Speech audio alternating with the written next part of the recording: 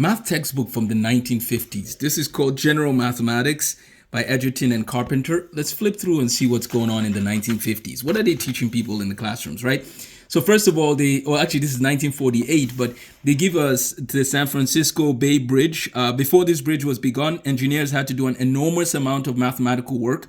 Without a knowledge of arithmetic, algebra, geometry, and trigonometry, as well as higher mathematics, they never could have planned this gigantic structure. So they start with some applications, kind of like we do with Counting to Calculus, where we start with a rocket sketch, right, in our first book, and then we work our way into the rocket in place, the rocket blast off, and then studying space. That's our series.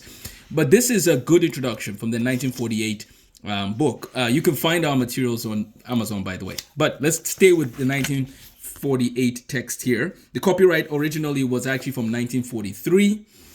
They have a preface, but let's look at the table of contents. What are people learning? Okay, so they're doing graphs, they're doing direct measurements and formulas and equations, elementary geometry, the use of the equation. So they lay the groundwork here in part one. In part two, they're doing negative numbers, polynomials with negative numbers, fractions, decimals, ratios, proportions. They have some trig, simple linear equations, powers, roots, and radicals. And then they have some algebra skills right here, all in this book, by the way. Notice there's arithmetic, there's some geometry, and then there's some algebra. And then here they talk about a new way, to eliminate the dangers to heavily laden long distance aircraft taking off under their own power. Look at some of the stuff going on here, right?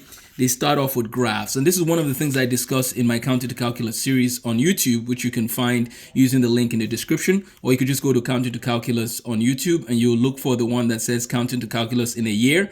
I actually show that the beginning of working with numbers is understanding how they're used in graphs like this. And so they have a little bit of graphs going on. Some of these structures, again, were built long before we had some of the sophisticated computers we have today. And then they notice that you can compare different heights of structures using a basic understanding of whole numbers, right? Okay, so let's just look at a few more pages before I let you go. They have the Port of New York as a picture here. They're trying to bring a lot of application. I really love it. They have a circle graph, which of course is connected to percentages. So notice that it's nice to have all of this connected, these different branches of math connected, right? Okay, so they move more into some pictures. Notice statistics flows similar with basic statistics and whole numbers. We can use those together. Okay, well, I'll let you run. These are just some of the things that you see in the book. If you want to see more from this book, comment in the comment section and I can show us more later. But in the same book, they're teaching you all that you need, for arithmetic and algebra. This is how we want to do it in the Counting to Calculus series, is that we want students to learn math using one series that will teach them all of it as quick or as little time as they want. So let me just show you that before you run.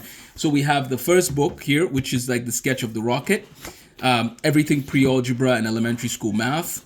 We have the second book, which is the rockets have been put in place and it's focused on algebra 1 and 2. These are the workbooks. And then the third book is the rocket is blasted off, right? And then lastly, what happens when the rocket is blasted off? Can you show us where the rocket will go? Now, I don't want to go to Mars, but let's say you wanted to go to space. You need to understand the fundamentals of mathematics. And that's part of what the fourth book does, is it provides you with a summary of everything from the first 3 books. And that's how you learn math from Counting to Calculus, in a very similar way to how they would have done some of their mathematics back in the day. Take care and have a blessed day.